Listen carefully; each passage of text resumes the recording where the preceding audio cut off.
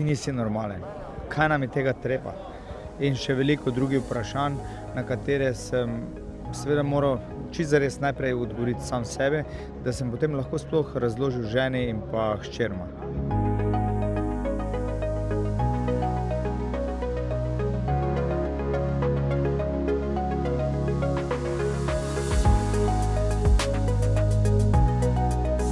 Politika, bom rekel, je v preteklem obdobju bila zaslužna za to, da se danes zliva po politikih res veliko gnojšnice.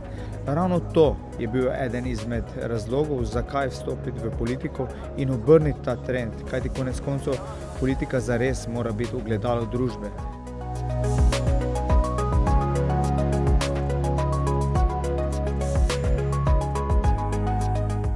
Ker bi rad pripomogel k temu, da družba dobi občutek, da je nekomu mar, da je majhen človek slišan in pa predvsem, da se zavedajo, če bojo kaj dali, bojo lahko kaj imeli.